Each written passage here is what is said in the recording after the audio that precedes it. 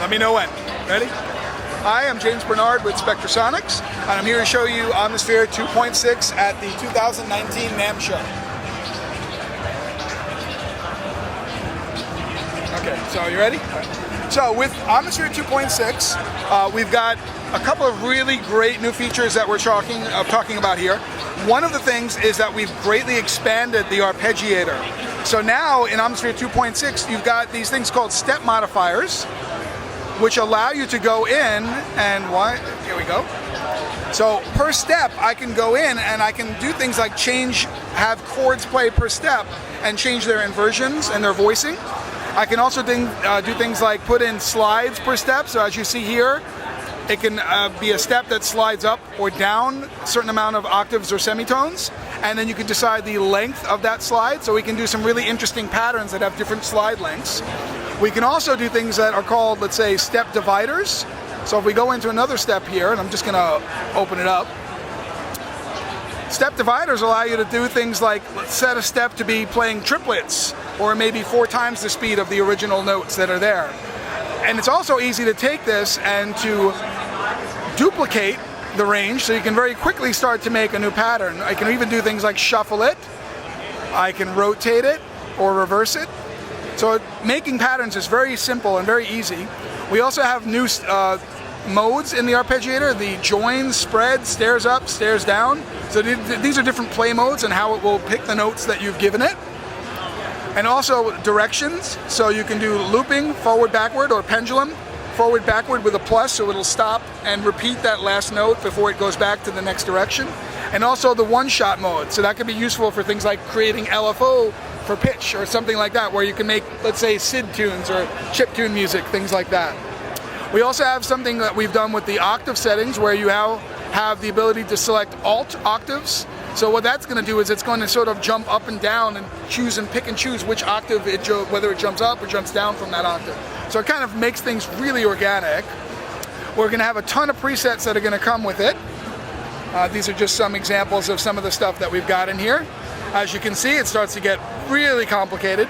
So one of the things about arpeggiators is they're really fun to play, but when you want to use them in a song, it can be a little tricky to get that same experience as just playing the keyboard and getting the sounds that are coming out of the arpeggiator.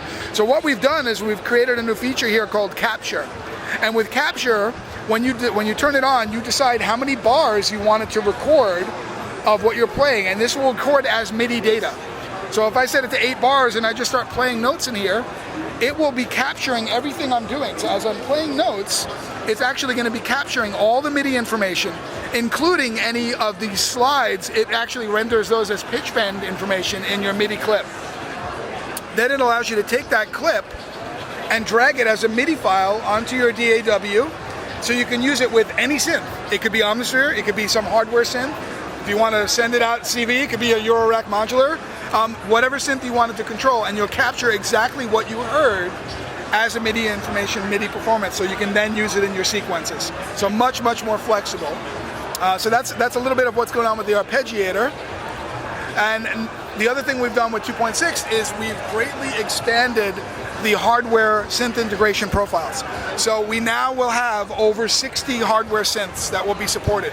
We're adding 30 new ones in 2.6, and we've gone all around a wide array of different styles of synths. So everything from some budget synths like the Roland Gaia, for example. DeepMind is now in there. Our users have been requesting that, so that's in there now. We've also even gone so far as to the Roland Juno 106, the first MIDI keyboard, MIDI synth that Roland made, the first one they had that had MIDI. This actually sends out sysex from the sliders, so you can control Omnisphere from this. We've even done, if you look over there, the Roland D50, another iconic synth, one that Eric had some hand in personally, right? So we've got this using the PG-1000 as a controller for Omnisphere, right? Well, right now he's playing Keyscape, but that's not what we're talking about. But what happens is, because as with all of the other hardware profiles, when we do a hardware profile, we want the synth character to also be sort of what you hear in Omnisphere. That means that you now have D50 sounds in Omnisphere as well. So lots of synths that are here, and here at the show we've made it so that everyone can just play with them. We even have an Andromeda Alesis Andromeda as a synth that's supported, and we'll have the Moog 1 in there as well, and the Korg Minilog XD is going to be in there as well. So newer synths and also some older iconic synths as well. And that's and it's going to be coming with hundreds of new patches, and it's free update for all users of Omnisphere 2.5. You can upgrade to Omnisphere 2.6 for free, and it's going to be available in March. Excellent. Thank you.